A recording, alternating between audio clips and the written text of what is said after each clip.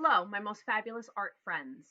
In this video, we're going to continue to work on our 1-point perspective of the road, except today we're going to be adding some details.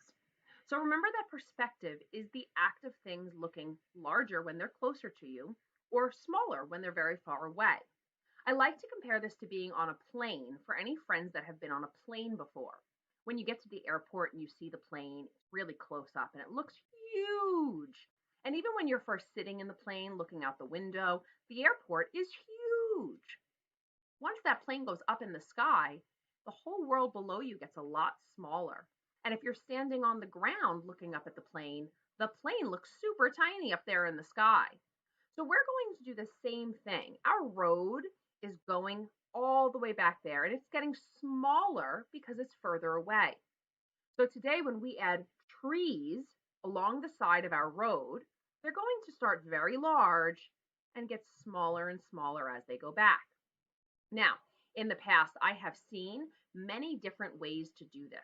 I'm going to use pine trees in mine, but you're welcome to use any type of tree you feel comfortable drawing. I've also had people make boulders, cactuses, bushes. I've even seen lollipops when someone turned this into a candy land. Okay, and you're able to do that and make it your own.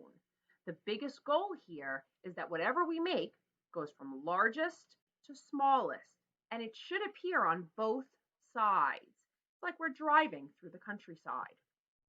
So real quick before we begin, I'm actually going to show you how to make a few of those things that you can put into your 1-point perspective. So pine trees, there's actually a few different ways to make a pine tree. The way that I prefer to make the pine tree the most is I actually like to make the bottom first. That's the trunk of the tree that's in the ground. I like to come up here and create the point because it's always smallest at the very top of the tree. And then what I do is I go in and out, getting larger and larger every single time. This way might not work for everyone, and it might actually frustrate some of my friends. And if that's the case, then please don't do it this way. Art should be fun, and it shouldn't be frustrating or hard. So if you're having difficulty, please choose a different method to add to your trees. You might want to try to make the trees before you do that. It's a little lopsided, but in real life, trees aren't all perfectly straight standing up either, are they? No, we're being realistic. The simple way to make a pine tree is actually to make triangles over and over and over again. And the triangles should all be inside of one another, but coming out larger and larger every single time. Add that stem to the bottom, and then I use my eraser to actually erase everything that is inside, leaving only the contour line or the outline of the tree. Erasing, erasing, erasing, erasing, erasing, erasing. There we go. Now, other things that you could do, you could create a palm tree.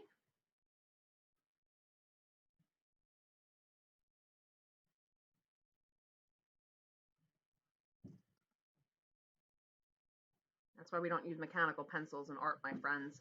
Remember, Miss Fontaine only uses that for demonstration, so it's easier to resharpen. But when Miss Fontaine is really creating art, I only use a regular pencil. Right. I've got a palm tree. You can make a cactus. I've seen cactuses done before. Some people have created the desert. Cactuses have all different pieces that kind of jut out of them, and then they have prickly things on them.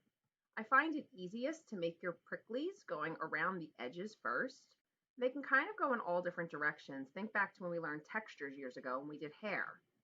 And then I throw a whole bunch more in there. Pricklies, pricklies, pricklies. Don't touch the cactus. I've even seen people do tumbleweeds. So these are just some examples of things that you can do. You can do a regular tree. You can do a boulder.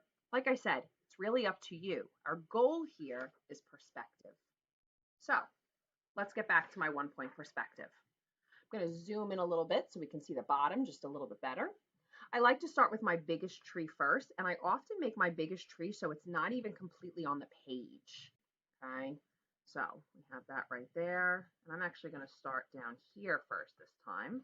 A little different than what I showed you, but for Miss Fontaine, this is actually easier for me to do my half tree this way. All right, and it went into my road a little bit. Make sure that we erase that. This is why we're drawing with pencil. As I go up, I can continue to create these trees on the side of the road, except that they're going to get smaller and smaller as I go backwards. Right? And again, they're not fully connected, but I can fix a lot of this when I go to add colors later on. I'm going to add a third tree right here. You can add up to 4 different trees or boulders on each side. Notice that I did go above that guideline right there, that middle line. That is okay. Your trees do not all have to stay in that bottom half, but the bottom of them should start in that bottom half. And then again, I'm going to erase that line because I can't see through the trees. That tree's really lopsided. It's okay, my friends. I'm going to make another really big guy over here. This is going to be my biggest tree.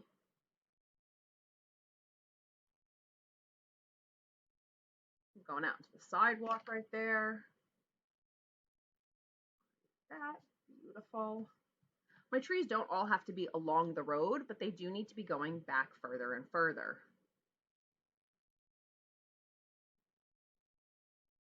Notice I've employed a few different ways to make the trees. It's really up to you. I know that pine trees can be difficult. A lot of people don't like to make them, but I want to point out to you that trees are not all perfectly straight. Trees kind of bend and they move in different ways. It is okay if your trees don't look the way you envision them in your head.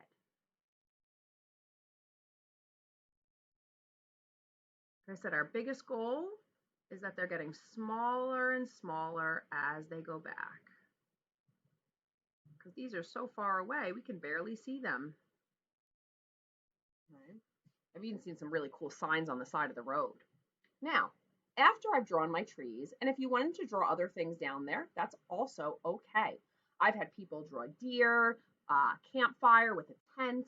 The biggest, most important thing, again, my friends, everything gets smaller as it goes back.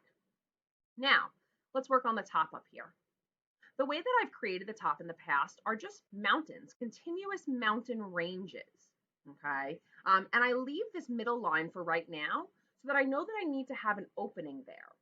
Why do you need to have an opening? Well, because your road is going directly straight back that way. We can't drive directly into the mountains.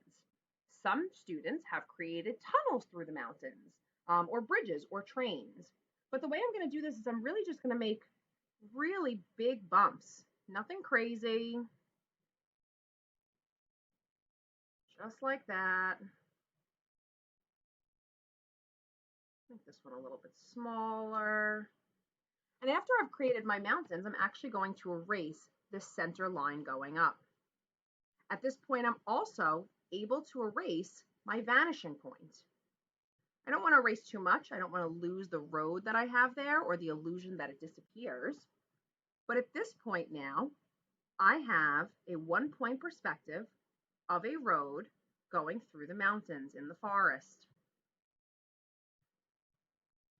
This line right here is important to leave. That is our ground line or our horizon line where Earth meets sky.